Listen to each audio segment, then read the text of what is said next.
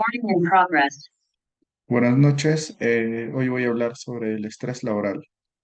¿Qué es el estrés laboral? Se puede definir como un estado de preocupación o tensión mental generado por una situación difícil. Todas las personas tenemos un cierto grado de estrés, ya que se trata de una respuesta natural a las amenazas y a otros estímulos que nos puedan pasar en el entorno o en la vida. El estrés. Según la Organización Mundial de Salud, se ha identificado el estrés como una de las enfermedades predominantes en el siglo XI. Desde los primeros estudios se ha definido el estrés como un síndrome de adaptación general, la respuesta defensiva del cuerpo y la mente, lesiones o situaciones de estrés prolongado. Hoy en día, uno de los problemas más comunes relacionados con el ámbito laboral es el estrés. Una de las consecuencias inmediatas del estrés laboral es la aparición de errores en la realización de tareas, debido a la falta de concentración, a lo que conlleva una disminución del rendimiento y una pérdida de motivación.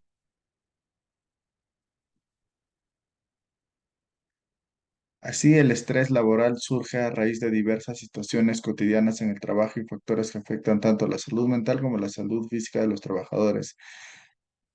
Eh, Se considera que existe estrés laboral cuando hay un desequilibrio entre las demandas laborales y recursos disponibles para hacerles frente a parte del trabajador. El problema radica en que nuestros recursos limitan a lo que puede llevar al trabajador a un estado de agotamiento, tanto a nivel físico como mental. A continuación daré a conocer las bases y diferencias que existen en el estrés y el burnout. Las fases del estrés laboral son herramientas que ayudan a identificar los diferentes estados que experimenta una persona antes de llegar a los efectos negativos del estrés en el trabajo. ¿Cómo reconocer el estrés? En primer lugar, tenemos una fase de alarma que representa la respuesta natural del organismo ante una fuente de estrés. En esta etapa, el individuo se prepara para enfrentar algo percibido como amenazante y externo. La liberación de hormonas como el cortisol o la adrenalina conlleva un aumento en la frecuencia cardíaca, una respiración más rápida, cierto nivel de ansiedad. Esta suele ser de corta duración. En segundo lugar, encontramos la fase de resistencia cuando la situación estresante persiste en el tiempo, en cuanto desarrolla una resistencia activa para evitar que se presenten síntomas de agotamiento. En esta etapa se experimenta una situación de normalizar o controlar la situación, pero el trabajador utiliza más recursos que al principio. Finalmente llegamos a la fase de agotamiento, donde aparece el conocido síndrome de burnout. Este punto el trabajador experimenta agotamiento tanto físico como mental. El organismo ya no puede mantener respuesta ante la amenaza externa y resistir a las presiones del entorno, lo que afecta negativamente la salud y el bienestar. Diferencias.